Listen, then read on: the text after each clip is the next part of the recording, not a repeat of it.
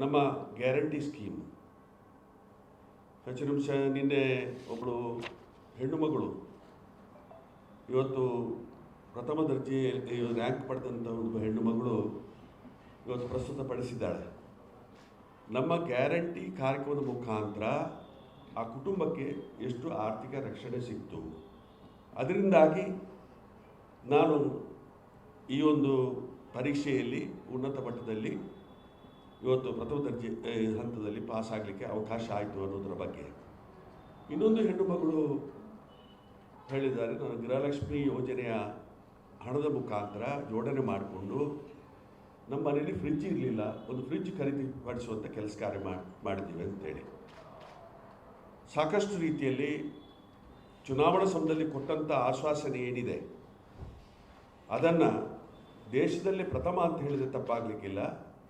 ಬರೀ 6 ತಿಂಗಳ ಒಳಗಡೆ 5 ಗ್ಯಾರಂಟಿಗಳನ್ನು ಕೂಡ ಅನುಷ್ಠಾನ ಮಾಡಿ ಇವತ್ತು ಆ ಗ್ಯಾರಂಟಿಗಳನ್ನು ಪಾರದರ್ಶಕವಾಗಿ ಮನೆ ಮನೆಗೆ ಮುಟ್ಟಿಸುವಂಥ ಕೆಲಸ ಕಾರ್ಯ ಶ್ರೀಯುತ ಸಿದ್ದರಾಮಯ್ಯನವರ ನೇತೃತ್ವದಲ್ಲಿರುವಂಥ ಕಾಂಗ್ರೆಸ್ ಪಕ್ಷ, ಅದೇ ರೀತಿಯಾಗಿ ನಮ್ಮ DK ಶಿವಕುಮಾರ್ ಅವರ ನೇತೃತ್ವದಲ್ಲಿರುವಂಥ ಸರ್ಕಾರ ಅದನ್ನು ಅನುಷ್ಠಾನ ಮಾಡುವಂಥ ಕೆಲಸ ಕಾರ್ಯವನ್ನು ಮಾಡಿದೆ. ಇದು ನಮಗೆ ಕಳೆದ ಚುನಾವಣೆ ವಿಧಾನಸಭಾ ಚುನಾವಣೆಯಲ್ಲಿ ನಾವು ಮನೆ ಮನೆಗೆ ಕೂಪನ್ಗಳನ್ನು ಕೊಟ್ಟಿತ್ತು. ಭಾಳಷ್ಟು ಜನ ಅದನ್ನು ನಂಬಲಿಲ್ಲ. ನಮ್ಮ ವಿರೋಧ ಪಕ್ಷದವರು ಪ್ರಚಾರ ಮಾಡ್ತಾಯಿದ್ದಾರೆ, ಕಸದ ಬುಟ್ಟಿಗೆ ಹಾಕಿ ಇದು ಸುಳ್ಳು, ಇದು ಆಗ್ಲಿಕ್ಕುಂಟ ಹೋಗ್ಲಿಕ್ಕುಂಟ ಅನ್ನುವಂಥ ಅನುಮಾನ ಹೇಳ್ತಾಯಿದ್ರು. ಆದರೆ ಬರೀ 6 ತಿಂಗಳಲ್ಲಿ ಇಡೀ ದೇಶದಲ್ಲಿ ಚುನಾವಣಾ ಸಮಯದಲ್ಲಿ ಕೊಟ್ಟಂಥ ಆಶ್ವಾಸನೆಯನ್ನು ನಾವು ಈಡೇರಿಸಿದ್ದೇವೆ ಅನ್ನೋದಕ್ಕೆ ಉದಾಹರಣೆ ಕರ್ನಾಟಕ ರಾಜ್ಯದ ಸರ್ಕಾರ.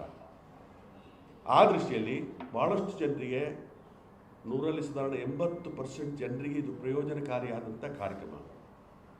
ಇದ್ರ ಬಗ್ಗೆ ನಮ್ಮ ವಿರೋಧ ಪಕ್ಷದವರು ಟೀಕೆ ಮಾಡ್ತಾರೆ, ಇದು ಬಿಟ್ಟಿ ಭಾಗ್ಯ, ಬಿಟ್ಟಿ ಗ್ಯಾರಂಟಿ ಅಂಥೇಳಿ. ನಾನು ಅವರಿಗೆ ಈ ಸಂದರ್ಭದಲ್ಲಿ ಅವರಿಗೆ ಸವಾಲು ಹಾಕ್ತಾ ಇದ್ದೀನಿ. ತಾವು ಚುನಾವಣಾ ಪ್ರಚಾರ ಕಾರ್ಯಕ್ರಮ ನಡೆಸ್ತಾ ಇದ್ದೀರಿ, ಅಲ್ಲಿ ಸಾಕಷ್ಟು ಮಹಿಳೆಯರು ಬರ್ತಾರೆ. ಈ ಕಾರ್ಯಕ್ರಮ ಅನುಷ್ಠಾನ ಆಗಿದೆ ಇಲ್ಲೋ ಅನ್ನೋದಕ್ಕೆ ಒಂದು ಶಬ್ದ ನೀವು ಹೇಳಿ ಆ ಸಭೆಯಲ್ಲಿ.